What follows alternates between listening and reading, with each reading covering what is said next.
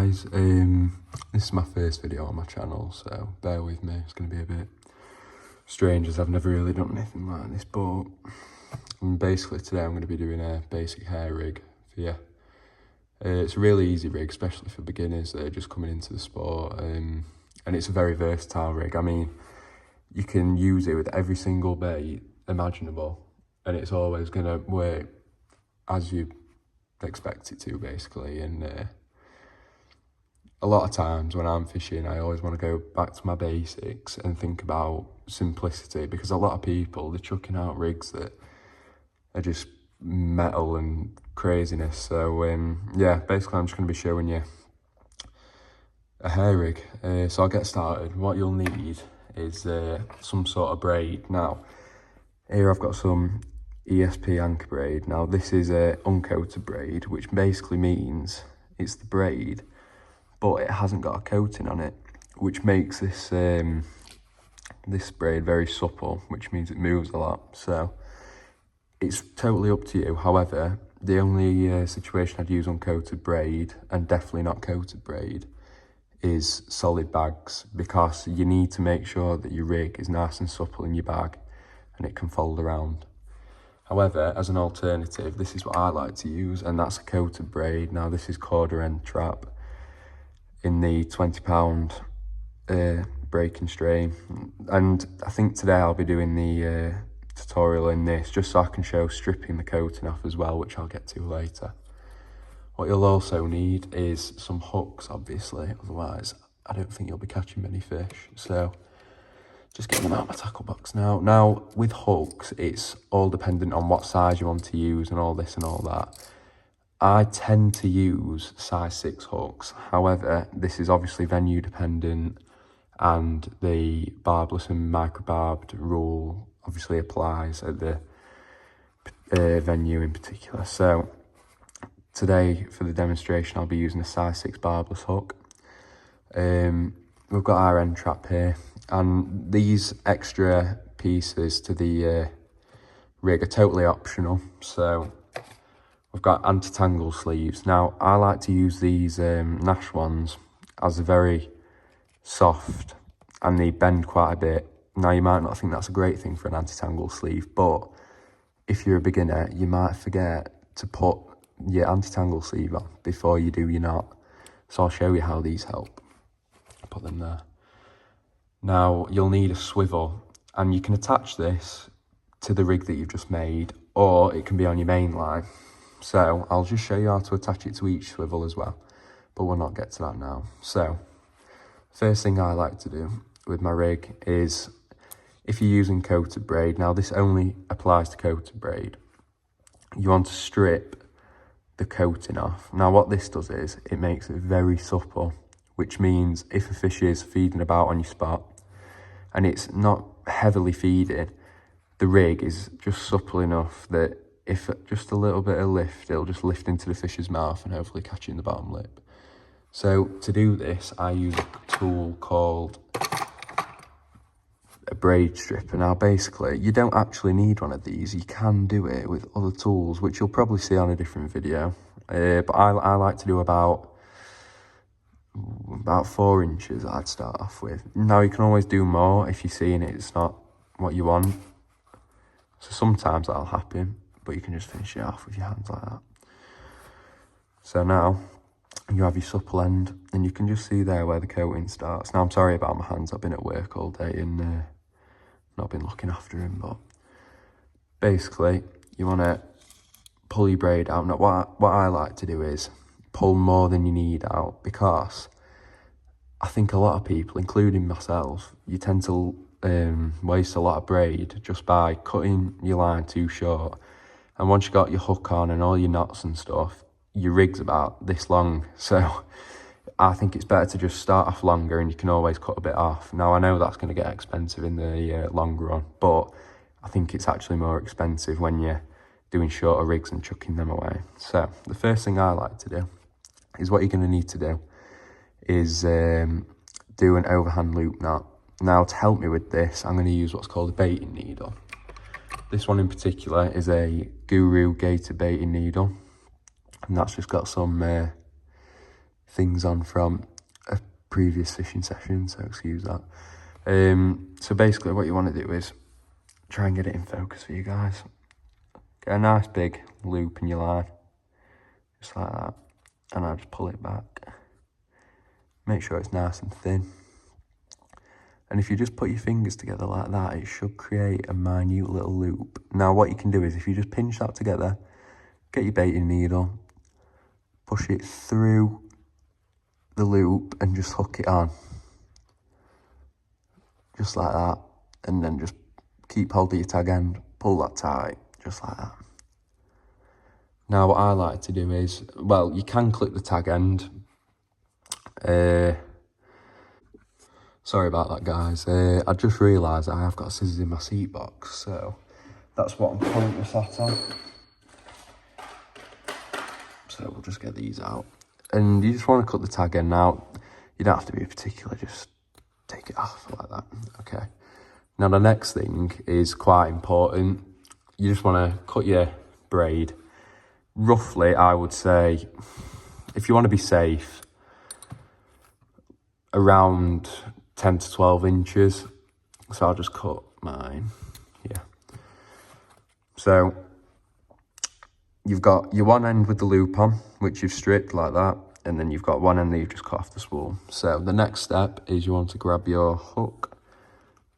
Now, this is quite important. When you're putting the line through the ivy hook, always make sure you put it through the back end of the hook first.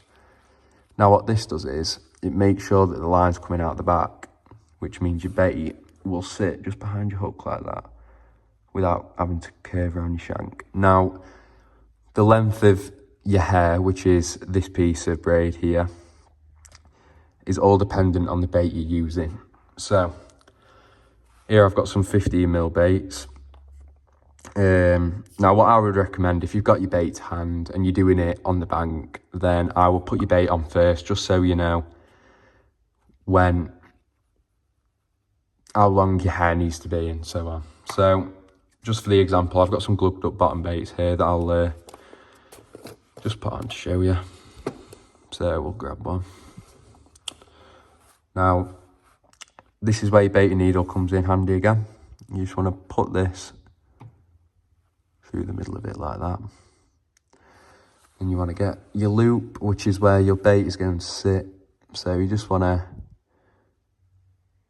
hook your baiting needle through, close the gate on it, and just push it on.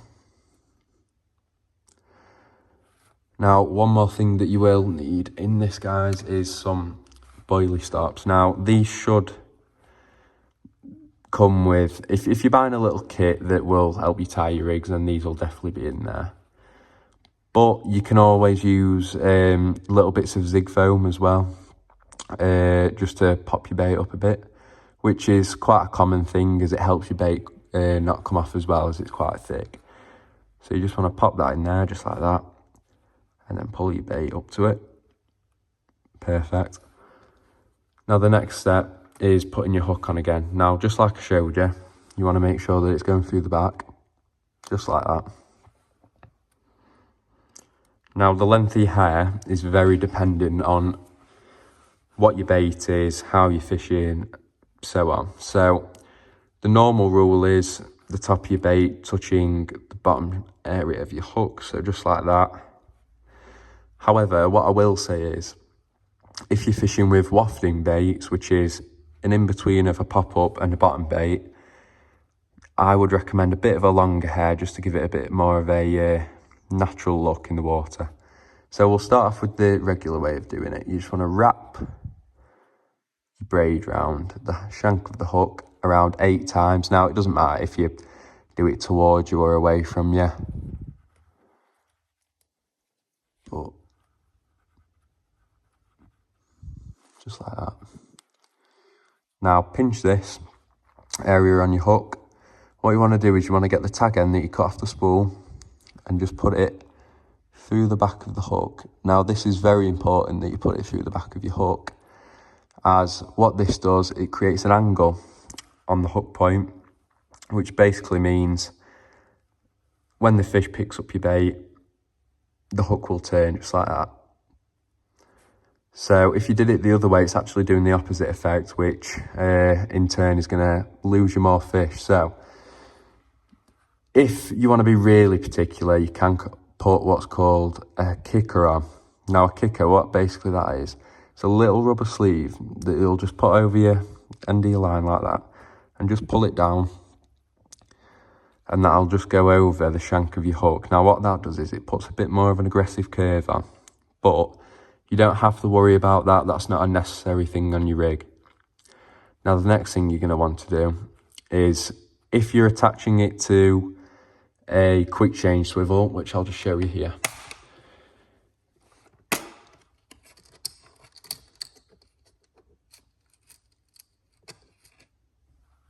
think I have one in here somewhere. Okay guys, so we've got one here. This is a quick change swivel, which basically means one end of the barrel is just normal, then the other end, your rig will just clip on just like that. So you can also use what's called a ring swivel, which is a swivel with quite a large ring on. Now, they're quite often used with inline leads, but what you'll need to do is, for that, you won't actually need a anti-tangle sleeve. This type of swivel, the quick change swivel, is the only swivel type that you'll need a anti-tangle sleeve for. Now what that does is it just stops your hook link from coming off the swivel. As there's no, cover for it, it could, in very rare cases, it could pop off just in case the fish is grubbing around your bait, or any reason really. So what you need to do is put your swivel down and get your hook link again. Now this is really important. A lot of people, when they're putting a loop in the end of the line, this is what you want, just a loop. Now to make this, a lot of people will just go, make a loop, and then pop that through. Now the issue with that knot will slip under pressure. Now, say you were to hook quite a big fish, it's going to fight quite hard. And under pressure, this knot can slip, and obviously you're going to lose the fish. So just to be safe, it's a very simple tip. Now, I'm saying it like it's a tip, it's not really, but the odd person doesn't know this. So you've got your loop just like that, you're ready to put it through. Just grab this loop that you've just made and just twist it like that. So you just put one twist in, and then the loop you've made, and then just pull it through. Now, this is called a figure of 8 loop knot, because as you can see there, it looks like a figure of 8. If you can't see this and you're doing it along with the video, then you've done it wrong. So just make sure before you pull the knot tight that you've got that figure of 8 there. And then just pull it tight like that. Another tool that is very helpful when you're tying rigs is this tool here. Now this is just called a knot puller. If you hook this on to your loop, it just makes sure, it just gives you an easier handle to hold when you're pulling your rigs together like that. Now the next step is just to cut your tag end, just like that. So that there is a basic hair rig. Now obviously once your rig is tied, you can change your bait whenever you need it, if you want to put a different bait on, so on.